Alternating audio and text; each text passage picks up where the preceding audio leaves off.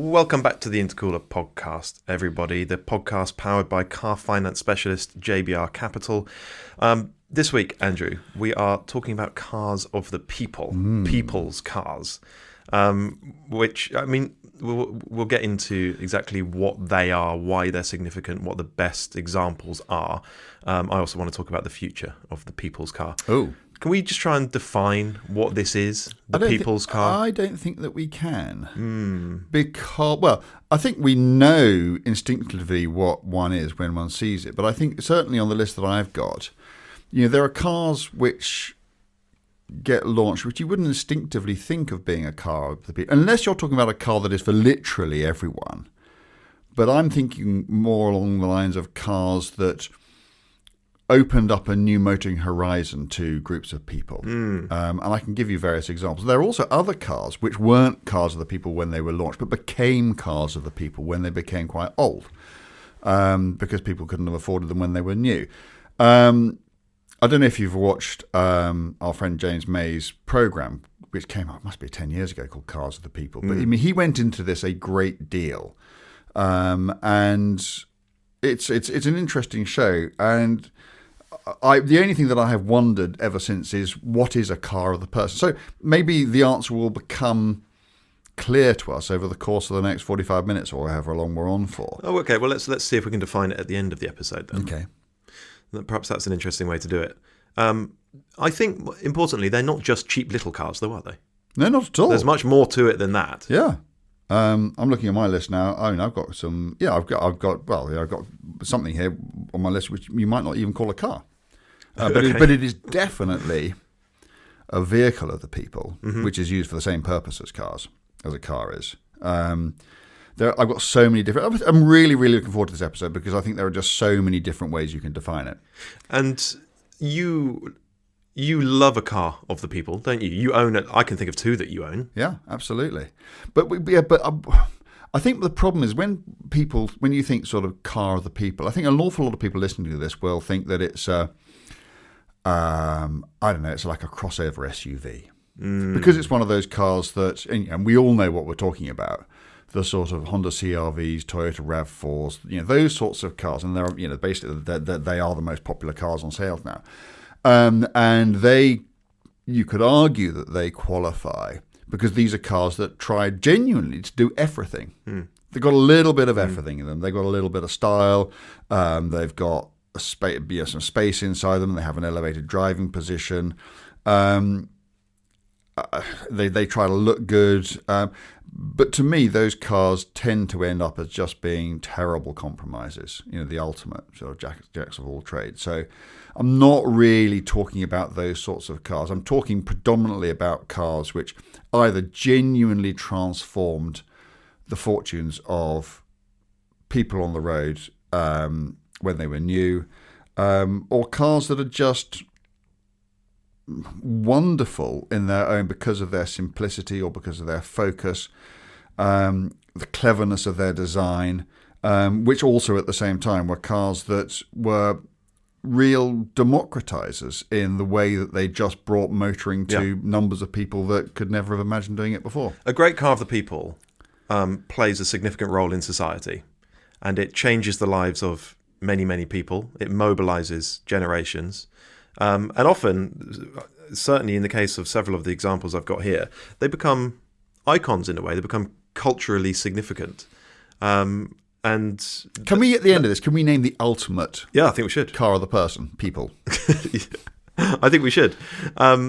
So, where do you want to try and identify the earliest people's car? Well, I don't think it's not an original thought. But it has to be the Model T Ford, doesn't it? I think it does, yeah. Now, was it necessarily a budget car, or was it a sort of middle-class thing? Well, there were no such things as budget cars because people with budgets couldn't afford cars. Yeah, fine. But what it was... Okay, but it wasn't like anyone with a... Not anyone was going out and buying one, were they? It's probably a professional's car, or you needed a professional job or a middle class job, didn't you? So what the Model T did was, it came out in the 1900s, and it was famously, although it probably wasn't, it's famously known as the first sort of mass-produced car. Yeah. You could buy before that. There were other cars that you could buy, which were probably cheaper, but they weren't practical. They weren't in any way. They were very slow. They weren't in any way cars that you'd ever want to go and do a distance in. They were almost toys, or they were just so incompetent, or required so much maintenance, or went wrong so often, or just so impractical in their designs. That they were just curios, really. Yeah. The Model T was the first proper car. You could drive a Model T pretty much as far as you would drive any car today. Okay, fine, it would take an awful lot longer. But if it was a new Model T, the overwhelming likelihood is it would get you there. So it was, it's probably, I think you could argue that it's the greatest single enabler of freedoms for the human race, certainly of the 20th century, possibly since the invention of the wheel. Because before that, how did you get about? There were trains, but trains only went where the trains wanted to go, and there weren't that many of them. And they were expensive. If you had, in America, you had a Model T, you could go anywhere. You could do anything. And it's not just, thinking to yourself, oh gosh, Aunt Flossie's 60 miles away, but I could go and see her. In terms of what it did for the way people worked. Yeah. And the transformative effect it had on the American economy. It probably is the single most significant car that there has been. And, even when it had been totally outclassed. And the thing about a Model T is if you look at it now, they are, I've never driven one. Our friend David Tuig has one, and I'm on a promise. Okay.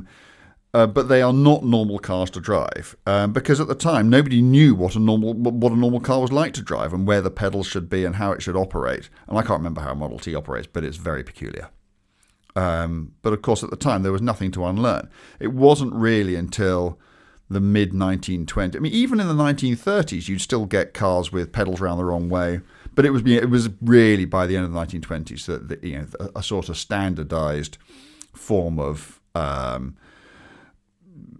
pedal arrangement and controls had been arrived at. But back in the days of the Model T, people just drove them because they didn't know any better, and they did things that no other car had done before. And just imagine how much life changed for millions of Americans, in particularly when the Model T arrived. Imagine how society changed. Imagine how our cities changed. Yeah. Probably the suburbs owe a lot to the Model T and the subsequent people's cars, because suddenly you could live 10, 15 miles outside of the city and just drive in not much time at all. Yeah. And take people with you. Yeah. Go on business meetings, take your family around them. I mean, if you think about the liberation that car brought, every single aspect of life, from going to the shops to doing business, was just transformed by it. And can you imagine if you didn't have one? Yeah. How much more limited your life would almost immediately seem compared to someone who did. And that is obviously why they were such an extraordinary success. So should we come back to Europe a little bit later on, perhaps? Yeah. Well, where do you want to go now? Should we do? Should we do the sort of the British equivalent of the Model T, seeing as we're sort of Austin 7? Austin 7. Seeing as we're sort of stuck in sort of far, far away, at least in terms of time. Yeah. The Austin 7 is not as great a car as the Model T because it reached a far smaller audience. But over here, in its own way, and at a later period, I think the Austin 7 came out in 1925, I think, about then. It had the same effect because before then, cars, particularly in Britain, were pretty much the playthings of the wealthy. Or they were just completely impractical. You could have gone and bought yourself a Bentley in 1924, but you'd need to be a multimillionaire to even contemplate it. And that would get you about and it wouldn't go wrong. But they were cars for, as I said, the extremely rich and for the aristocracy, and they had no relevance to the man or woman in the street. And along comes the Austin 7. which was great looking. It was a 4-seater. I mean, quite cozy. They're little, aren't they? Yeah, they're little. And they only had 750cc engines, 3-speed gearboxes. I've driven them. They're brilliant fun because they weigh nothing. But you could load up your family in them and you could toddle off down the road. And if you lived in London and you wanted to go and see somebody in Brighton, you could do it. Yeah. And again, over here, to not such a great extent, but nevertheless, to a massively significant extent, they changed the way that people lived. And I don't think that the Austin 7 necessarily gets enough credit for that, because we tend to when we think of cars, the people and the things that really transform things, we tend to think of cars that came out in the 50s and 60s. But it was doing it in the 1920s. And yeah, I mean, they tended not to go wrong. If they went wrong, they were very simple. They were very easy to fix. And they just kept going. I think if you drove one now, you'd be a bit horrified, because if you drove an original 1920s Austin 7, I think they have 9 horsepower, something like that. They were good for about 28 miles an hour. Yeah. Oh, wow. I mean, they might keep up with a Citroën Ami, but not much more. But again, back then, compared to a horse. Oh my goodness, you were flying. Well, also, you mentioned London to Brighton, and we all know of the veteran car run. Yeah. And I mean, you've done it once, I think? Once, yeah. And so what's the cutoff? Is it 1906 or something? 1904. 04, yeah. Okay. So, 20 years earlier, getting from London to Brighton by automobile was a real chore, wasn't it? Oh, it was a massive undertaking, an absolutely enormous undertaking. And so even though it is little... Requiring an incredibly rare and expensive car, which would probably go wrong and take forever. And yet, spool on 20 years, and here was a car which almost anybody, certainly anybody with a half-decent job, could just go and buy, and you could just get in it and go there. It would probably take you 2.5 hours. It's a revolution, isn't it? Yeah. In the way people lived and worked. Absolutely. And we look at it now and we think, silly old thing. Yeah. But you have to see it in the context of the time in which it appeared, and it was transformative. Well, there's at least one more British car that we'll come back to a little bit later on, a people's car. But unless you want to go elsewhere, I'd like to go to 1930s Germany. Well, no, I think we have to, don't we? Shall we? Yeah, absolutely. Germany under Nazi rule. Yeah.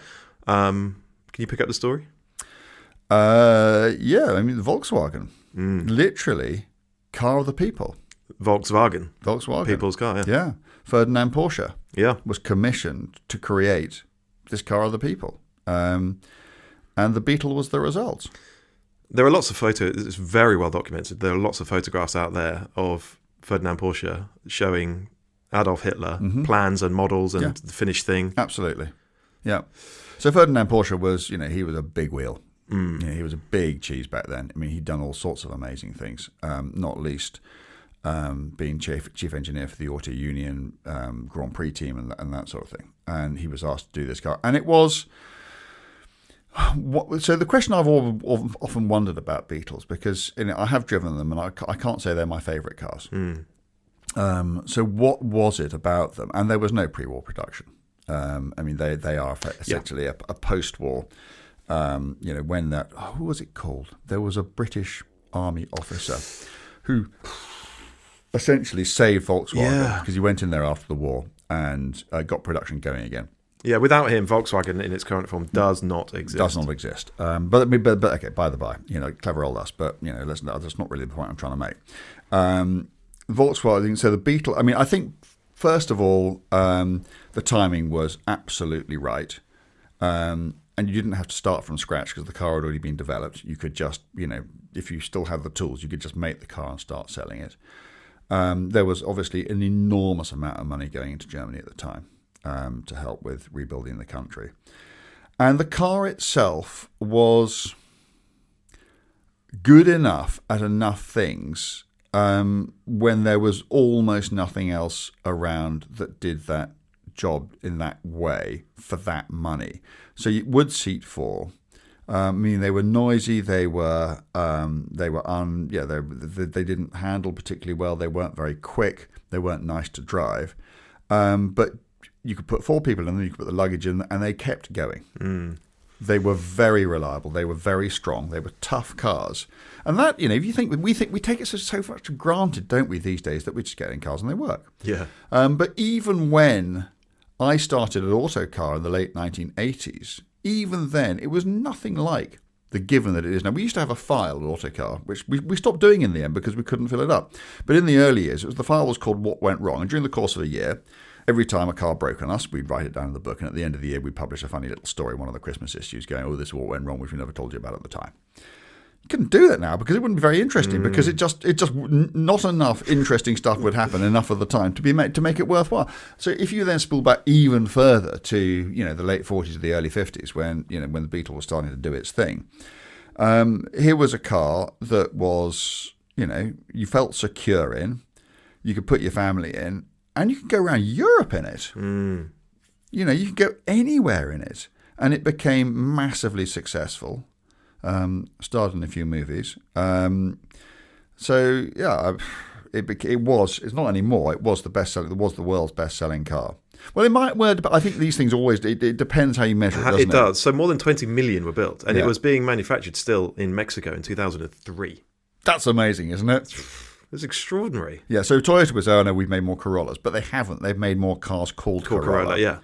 Yeah, and the Corollas they make today have no bearing whatever on the ones they used to make in the 70s or whatever. No. So yes, I mean, it possibly is. If you're talking about a car which has had a continuous production and existed in 2003 in really very little different form to how it was in, I don't know when it first went on sale, late 40s, I guess. Yeah. Then yeah, it is. It's probably the most successful car there's ever been. So the Beetle is a very, very good example of a people's car, and it sort of sets out some of the attributes of a people's car, right? It's built in enormous numbers, very, very, very long production run, affordable, practical. It did become a cultural icon, absolutely. It really is a cultural icon, that car. Actually, one point that I will make a little bit later on is that a lot of people's cars raced or competed in motorsport. Maybe not as factory cars, but they were sort of co-opted in some various forms of motorsport. And the curious thing, of course, about the Beetle is that it was a Nazi initiative initially, yet it became a symbol of peace and love. Yeah, absolutely. That's the irony of that car. Absolutely, isn't it? yeah. But why do you think Hitler was so keen that Germany should have a people's car? What was the benefit to him or to Germany? I really don't want to say nice things about Hitler. It doesn't tend to go down very well. No. But I think he did understand, and it's why he built the road network, that for an economy to be able to thrive, it has to be mobile. Yeah. And I think you can't separate the cars that got built from the roads that they got driven on. And I think that his idea was you have this massively mobile population that could go anywhere, do anything, and that the economy would thrive as a result. And had he not been a genocidal, homicidal maniac, in that regard, if no other,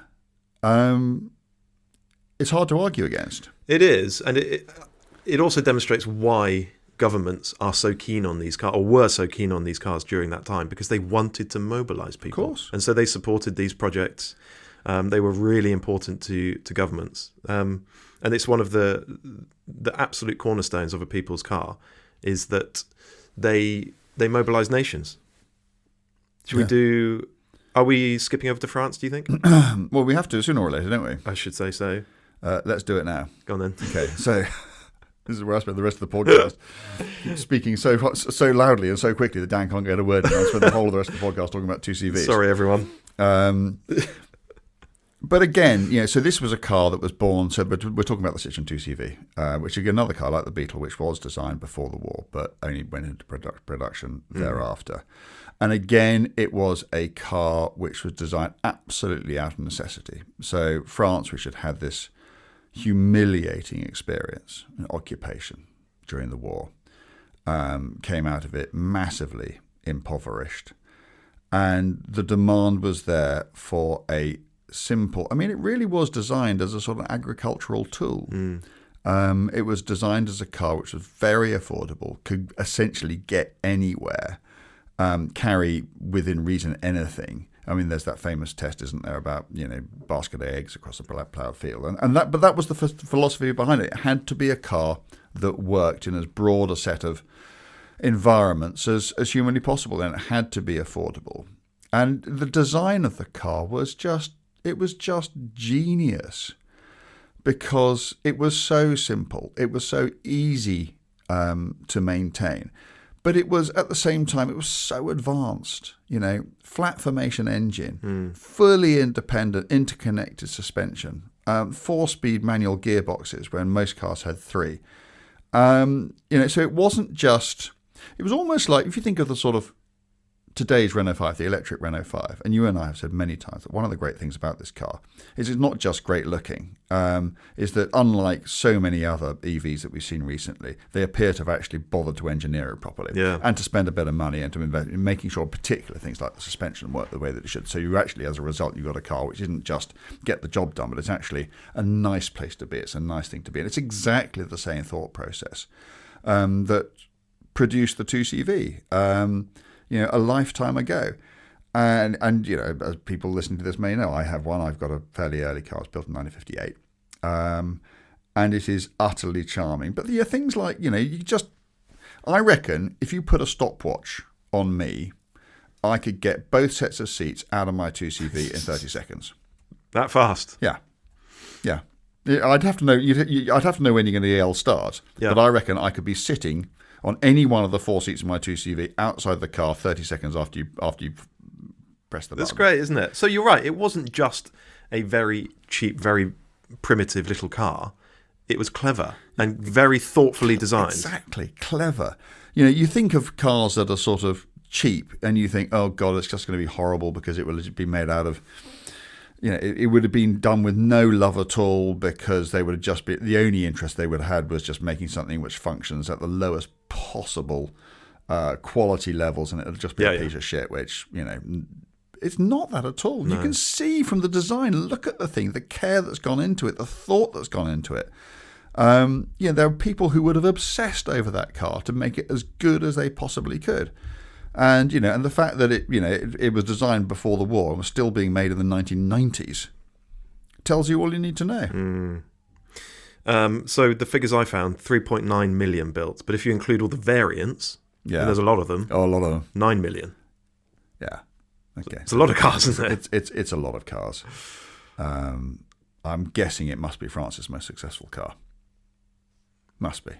Yeah, if you include the variants, because the Renault 4, which arrived a little bit later in 1961, more than 8 million were built, and that was on sale until 1994. What was sort of significant about the Renault 4? The Renault 4 took the sort of 2CV principle of being a well-engineered but fundamentally basic car, but it was more usable because, instead of having a 425 or 602cc engine, it had, I think they did one 900, and they certainly did an 1100 for it, which probably meant, my car will cruise at, my car will cruise at about 50 if you're lucky. Renault 4 will probably cruise at about 65. It's actually a really big difference. It's a really big difference. Yeah. Today it's the difference between being monstered by the trucks and not. If you happen to be on a motorway and one, it just took less time to get places. It was probably more refined. It was just a bit more sophisticated and grown up. You'll always find, whoever you talked about these things, you'll either find people who are in the 2CV camp or people in the Renault 4 camp. I'm firmly and will always be in the 2CV camp because I just think it's cuter and cleverer and did it first. But I know lots of people will go, well, the 2CV was great, but the Renault 4 was the car that kind of took those principles and actually did it properly and produced something which was not just functional, but really practically usable for an even wider range of purposes, because you just go further in it and take less time to get there. Think back to France 70 odd years ago. Rural France in particular, sparsely populated, not much of a road network, very, very difficult to get around. And then all of a sudden these cars turn up, the 2CV, a little bit later the Renault 4, affordable. the peasants' cars, really. And you can buy one, and all of a sudden you can get not just to the next village, but to the big town or the next city. Or you can really travel across the country in a way that you just couldn't before. Exactly. It really, really changed the lives of millions of people, that those two cars did. And that's one of the key attributes of a people's car. Can I do a quick shout out also for the original Renault 5 as well? Yeah. Because it may not sound like much, but actually it was transformative. And it wasn't the first car with a proper hatchback. You could argue that was an Aston Martin in the mid-1950s. But it is one of the very earliest hatchbacks, and it's conceived on the same principles as the Renault 4. Very softly sprung, but very nicely done. And just having that hatchback just made it so much more practical, and so much more usable, and so much more family friendly. I drove one. Renault, I think, may still have one on their fleet, which you can just, if you can come up with a good story idea, you can go and drive. It's just a base 5 TL, I think, and I had one for a week, maybe a couple of years ago. And it was just a lovely thing to go about the place. So, yeah, I just wanted to mention that as well. Another sort of consistently, all of these cars that we're discussing right now had very, very, very long production runs, didn't they? They just stayed in production for so long. But there's a reason for that. Yeah, in a way that cars just don't these days. And it's one reason why there were so many of them. Can we cross the Alps? Oh, the Italy. Fiat 500? Dante Giacosa. Yeah, I got one of those as well. You got one of those as well, yeah. I mean, so this sounds like a sort of walk through my rather pathetic accumulation of silly old sheds, but it's not intended to be that. Fiat 500, it's a city car. Yeah. But done with such Italian flair. Yeah. And just really, again, just clever. 2-cylinder engine designed by Aurelio Lampredi, who designed the 4.5-litre V12 that powered Ferrari to its first ever Grand Prix victory. And designed by Dante Giacosa. So I mean, it's not it's not lacking in provenance. So just designed and engineered by the very best. And predates the Mini. Yeah, we're going to be talking about the Mini, of course. I'm guessing. Yep. By a couple of years, 1957. Yeah. Everything at the back, so engine and gearbox at the back. Beautiful, an incredibly nimble, agile, brilliant town car. But actually, if you get them out and about, they're just great fun to bomb about the place in as well. When I got mine, I had to drive it from sort of Peterborough to South Wales, and I was sort of slightly dreading the journey because it wasn't very fast. I had an absolute ball. I had one of my daughters was in the car with me, and we just plotted a cross-country route. We didn't even bother with A roads. We just stayed on the Bs the whole way. And it was just so much fun. And I can remember, I was on holiday with my father in Italy, and we had some BMW, I think it was a 528 or something like that in the 1970s. And he was going over the mountain passes, and we came across some, I remember this so clearly, in a Fiat 500. And it was being driven so well, it was almost impossible to keep up with it in a big BMW, because he basically didn't, it was just one of those things. We were going down the side of a mountain, which was hairpin, and it just didn't slow down for any of them. He just chucked it in, sorted it out, while we were struggling to get around it in this massive barge by comparison. And sitting there thinking, that bloke is just having the time of his life. I was at Ferrari a few years ago for a launch, and in the evening we were sat in one of the rooms in Maranello, having a presentation, and you just hear this, all of a sudden, just hear this really throaty sound of a car pulling up outside, and someone just went, "Oh, that's Raffaele Di Simone, right? The chief test driver there, in his little Fiat 500." Perfect. So Ferrari's test driver just bombs around Maranello in a little Fiat 500. Yeah, and if you've driven one, you'd understand why. Yeah, yeah, so cool. Yeah, really, really cool. 3.9 million of those. And so actually that car makes an important point. Often these people's cars really reflect the character, or maybe it's a stereotype of the countries that they're from. So the Beetle, robust, solid. The French cars, quirky, very simple, very, designed for the proletariat, I suppose. The Fiat 500, stylish in a way that the others perhaps were not. I think that's a consistent theme. Can I do another Fiat? Mm-hmm. The 124. Is that on your list? No. Okay. The 124 I mentioned, which was sort of 1960s saloon, because this became a car of the people in a completely different way to almost all the others, because this was the car that was built under license by the Russians, and they called it a Lada. And this car became so successful. I looked it up. It ended up being built in 9 different countries. Wow. God, that must be a record. Don't know. Interesting. And so this one design, and it did get changed depending on which country it was in, but essentially it was the same car. In sorts of, it gave a manufacturing industry to countries which would never have had them before. And to people in those countries, because they could buy their own homegrown car. I mean, it was a good, robust, sturdy 4-door saloon. And it's another form of car of the people, isn't it? Because, it wasn't, its life was not to become, its destiny was not to become famous as a Fiat, but it's basically started a whole other car brand. And Fiat did this quite a lot, licensing other countries, nations to build their cars, and actually made an enormous difference to communities that previously would never have had any kind of way of getting mobile. So yes, that was my other Fiat. I think we need to do the Mini. I don't want to dwell too much on the Mini, only because I think so much has been said about it. I was just sat here thinking, what do we say now? Well, we know, Alicis Agonis, and it was revolutionary, transverse, front-wheel drive. They mastered the whole issue of front-wheel drive, with things like using constant velocity joints rather than UJs. Packaging, absolute miracle. That was so clever about it. There was so much, but also they managed to do that, and somehow the car was just terrific to drive too. I never did, because funnily enough, I was in a 2CV, but when I was growing up, all my mates drove Minis, and they went bombing around the place in them, having the time of their life. And talk about cultural icons. I mean, is there any greater cultural icon than the Mini? Is there any machine that's a greater cultural icon than the Mini? Machine? There might be, but sitting here having just heard the question for the first time, I can't think of one. So it's up there, isn't it? It is right up there. It is up there. And talk about motorsport pedigree as well. Motorsport pedigree, but also, film star. Yeah. Fashion icon. Yeah. Long production run, 59 to 2000. Yeah, and also, a brand and a legacy that is being milked to this day. Yeah.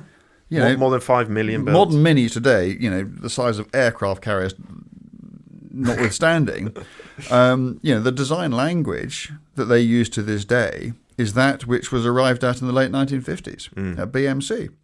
And everybody of a certain age or more, everybody has a Mini story, because everybody either had a Mini or knew someone who did. Yeah. Everybody had got up to hair-raising antics in Minis. And their significance cannot be. How could you possibly overstate that? Yeah, you couldn't. And the Mini demonstrates a very, very important point about people's cars. Typically, they are small, they are light, they are simple, and in most of these cases, they're really good fun to drive. Yeah.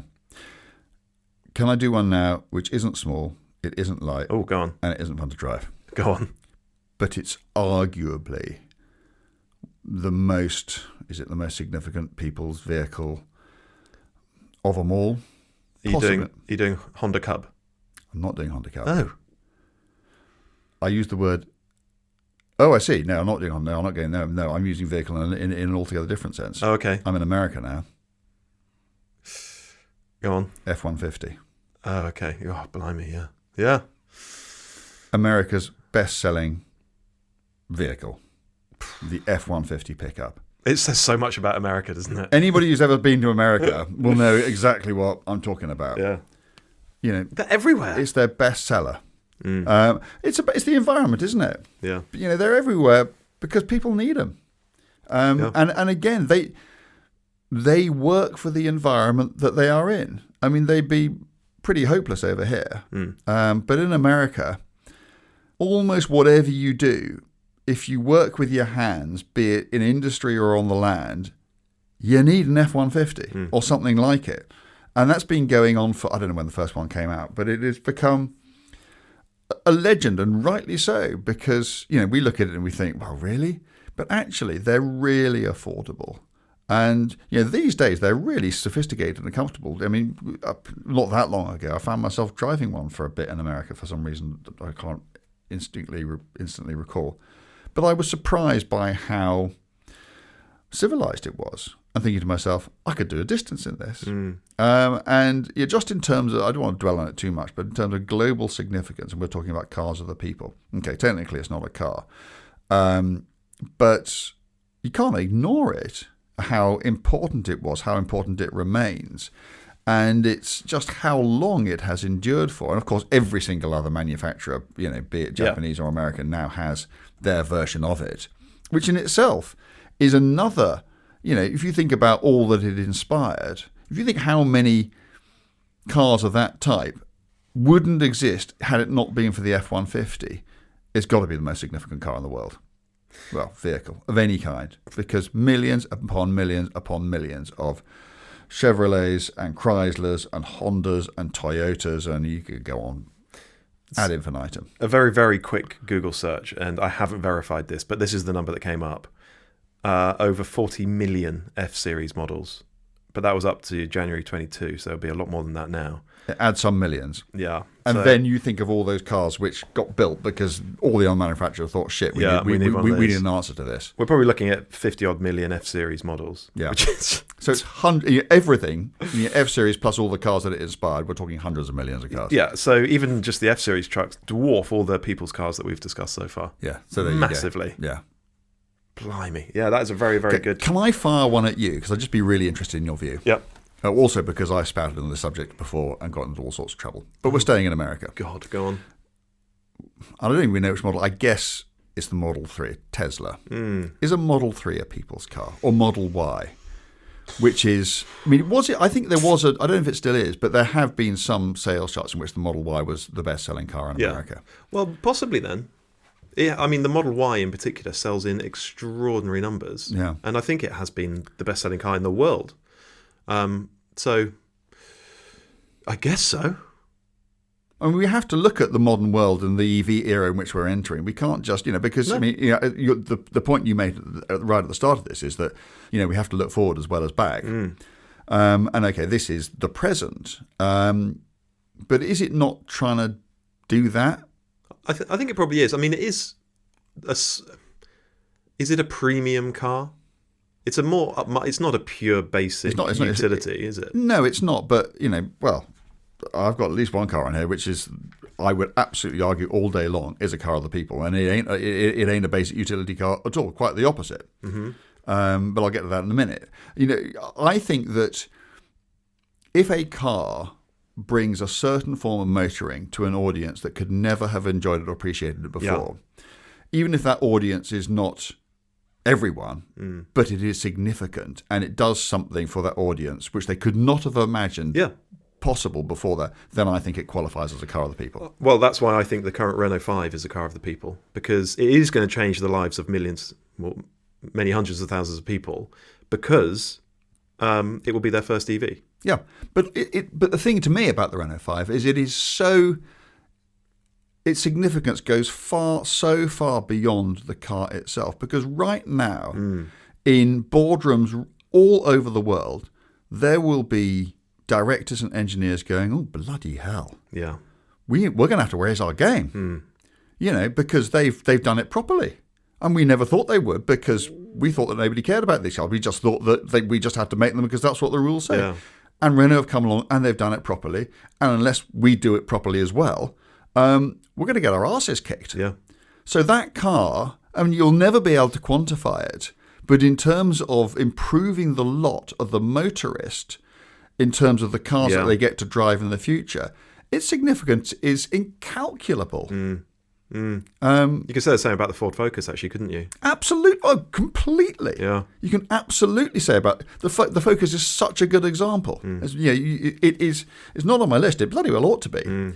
Because everybody had Focus came out and everybody just went, oh no. Shit. Okay, so what do we have to do? We have to do some proper rear suspension. Just as an example, we just have to do it properly because we can no longer flog slickly marketed mediocrity to people, because there's now something out there which is actually terrifyingly good. And unless we rise to the occasion, we're stuffed. So yeah, good example. Did you want to give another one before I make one of my final points? Okay, so I've mentioned this car, which is not a car for everybody, but to me is absolutely still a car of the people. E-Type Jaguar. Oh wow. Yeah? Okay, go on. Half the price of a DB4 yeah. or a Ferrari 250 GT. It whether it would or wouldn't do 150 miles an hour is a moot point. It wouldn't, but anyway. They said that it would. The point is, it brought a level of charm, of beauty, of performance, of presence, of joy, of pride to a bunch of people who could never, ever, ever, ever have imagined being in a position to do that. And to me, that makes it a car of the people. Absolutely. Motorsport pedigree, cultural icon, very, very long production run, built in significant numbers relative to comparable cars. Yeah.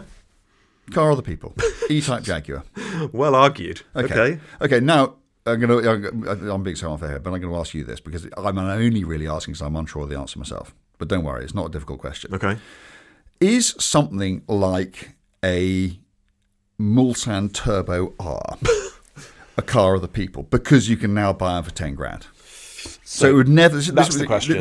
This is what I alluded to earlier when I said there are cars which definitely weren't when they were new, but have become cars of the people, or maybe they haven't. But and I just used that as the first example that popped into my head. But there are all sorts of cars now. It could be a 12-year-old S-Class, which you can buy for buttons these days, and you can have as long as the thing actually physically lasts, you can have a level of motoring luxury or enjoyment or whatever for tiny amounts of money. It's certainly a car of some people.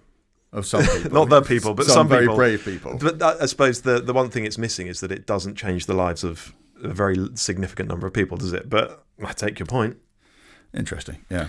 And so thinking about cars of the people today and cars of the people in the future, I don't think any will quite achieve the same status as the Mini or the Beetle or the 2CV, because cars don't have long production runs these days. And it used to be that the home market would really prop up its people's car. You talk about the Beetle, you talk about 2CV, Renault 4, Mini, Fiat 500, they all did it. Certainly in the UK, we just don't prop up our own home-built cars anymore. Also, the market is too fragmented. Globalization means that there are countless manufacturers selling cars in this country. And so there's just no chance that one individual model will rise to prominence like a Beetle did. Yeah, that's a very good point. In the UK, we've got some cars still being produced here, but there are countless others coming from the East, coming from across Europe and goodness knows where else. And so the market is just so fragmented these days. Yeah, Can I just squeeze? I mean, I've got more on my list, but go on then. Let's do them. Well, okay. The one that I would. Well, okay. There are a couple that I'd like to do. The first one is undoubtedly a car of the people. But I'm not sure that. Well, I want to drive one for the sake of curiosity, but probably not much more. The Trabant. Oh Christ! Yeah. The Trebby. Yeah. Get people going. Yeah. Made out of cardboard. Not quite, but more or less. But it was made out of a cardboard. So this is a Soviet thing. Yeah, exactly. When the wall came down and people went over there, they just discovered that everybody was driving these Trabants because they were basically the only thing that anybody could afford, and I think they were state manufactured. And that's certainly a people's car. And there were millions and millions and millions and millions of them. But actually, the one that I wanted to discuss in a little bit more detail, because of its global significance, and I use global in its most literal sense, is the Toyota Land Cruiser. Okay. And I use that as almost a sort of example of a slightly blanket kind of term. You can argue that there are Nissan Patrols and all sorts of pickups in there too. But what I'm talking about, the cars that got people in third world countries mobile. Because we've talked about America, and we've talked about Europe, and we've talked about effectively wealthy, advanced societies. But actually, if you go to deep into the African bush and you look at what people are knocking about into these days, they tend to be Japanese, and their enduring strengths, I use the word advisedly, is their robustness and the ease of their repair. And something like, we know, don't we, that sadly, in all these places around the world where Land Rovers used to reign supreme, and that's another example on my list of a car of the people, because there was a time when, if you lived in the middle of absolutely bloody nowhere and had to get anywhere, you needed a Land Rover. Well, that car today is a Land Cruiser.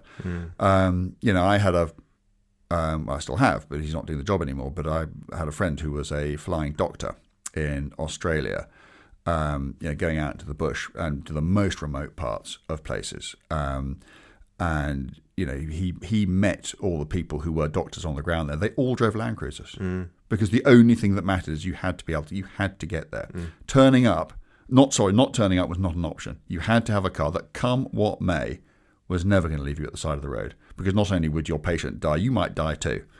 So in the most remote parts of the world, these are the cars that, if we were recording this podcast in, I don't know, somewhere like Rwanda or Tanzania or somewhere like that, and you say, when you're a car of the people, they all just go, well, Land Rover or some knackered old Japanese pickup, because that's what they've, that's what they know. Those are the cars that they owe the most to. They are the cars that provide their living, save their lives, keep them mobile. And again, they're just not the sorts of cars that people talk about very much. But in terms of their the influence on the world and the significance they have had, they are, vital. Well, perhaps that's another point. Cars of the people suit the terrain, don't they? And nowadays, in sort of Europe and the Western world, the terrain is more or less the same. But in parts of the African bush, it's not. It's not the same at all. Yeah. Was the Land Rover a people's car? Yeah, well, it's on my list. Of course it was, because it's, it was the car that, it was the precursor to things like the Land Cruiser, and it is such a shame that that advantage was squandered. And why was it? I mean, I think it all goes back to the reputational damage that was done by all the infighting between management and unions in the 60s and the 70s, just at the time when the Japanese were getting their acts together. But at the time, the Land Cruiser, the Land Rover, if you think about, what you could do, they came with power takeoffs on them, so they were, they could be used as, static engines in the middle of fields. They would get you to where you wanted to go or needed to go. They do, once you were there, what you needed them to do. And if you think about how many were used by armies, fire services, ambulances, police, I mean, they were used by everybody because they were so unbelievably versatile. And the great irony is, of course, as we all know, the car was only designed as a stopgap. Yeah. It was never intended to be. It was basically, oh shit, we better get something out there until we can do it properly. And, from 1947 until whenever it was, 2015, 2016, it worked wonders. So no, absolutely, it is a car of the people. It's just such a shame that it didn't go on to have the influence that it deserved all over the world, because the Japanese discovered how to do it and then just did it better. Well, not better, because the cars weren't nicer to drive. You wouldn't rather be in a 1970s Land Cruiser, which I'm not that I've driven one, but I understand was an absolutely terrible car in terms of its sort of comfort and that sort of thing. But it kept buggering on. Okay. Caterham 7? Caterham 7 or Lotus 7 or whatever. Yeah. Yes, in a very specific sort of way, because to this day, if you want to have the most fun on wheels, I was having this conversation with someone at Bicester when we were up there for the Scramble the week before last. If you want to have the simplest, most affordable form of pure motoring pleasure, go and get a Caterham. Yeah. And you can buy a Caterham. You can buy quite a nice Caterham for 10 or 12 grand. It won't be very fast. It won't be very sophisticated. It might be a few years old. but you can go out and you can get it, and you will find a level of involvement in motoring, which, unless frankly you've driven carts an awful lot, you just wouldn't have believed existed. Yeah. If you grew up thinking that a responsive car is a hot hatchback, get into Caterham and prepared to realise just how wrong you are. Yeah. So, I mean, you could probably make a case that a VW Golf is a people's car, in which case you currently own 5. So actually, it's astonishing that how long have we been doing this? 5.5 years, this podcast? And only now have we gotten to people's cars. 5, hang on. So what, the 2CV, Yeah. the Caterham, Yeah. the 500, Yeah. the Land Rover and the Golf. Yeah. Goodness me. You didn't even realise it. I had literally no idea. Until this very moment, I didn't realise that I was such a man of the people. Well, we've all learnt something. Yeah, me more than most. Yeah. All right, well, let's wrap that one up. Hang on. We said we'd name a car the ultimate car of the people. You did. Okay. Okay, what would most people say it is? I think most people say it's the Mini. Mini, yeah, they would, yeah. I think I'd say the Model T because it was the first, and everything ultimately sprang from that. Okay, I mean, there's a very strong case to be made for the Beetle. Literally, VW, Volkswagen, people's car. Yeah. Hugely long production run, more than 20 million built, so perhaps it's the Beetle. Yeah, okay. But as ever, no wrong answers. Take your pick. Yeah. All right. Well, listen, if you want to listen to this podcast totally ad-free, you need to become a subscriber to the Intercooler. Yeah.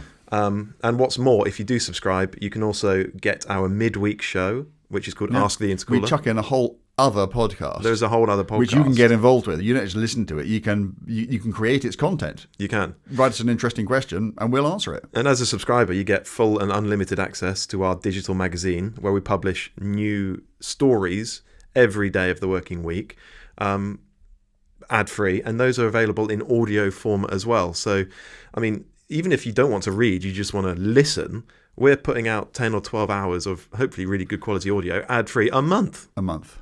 That's a lot. I don't know how we find the time to do it. No, it's amazing, actually. There'll be a link in the description, or just head to the-intercooler.com, choose an annual sub, and you'll be able to get A, a free trial, and B, you can use coupon code POD20 to get a 20% discount on your first year. Link in the description. Please do that. In return, we'll be back with another podcast next week. And we will see you then.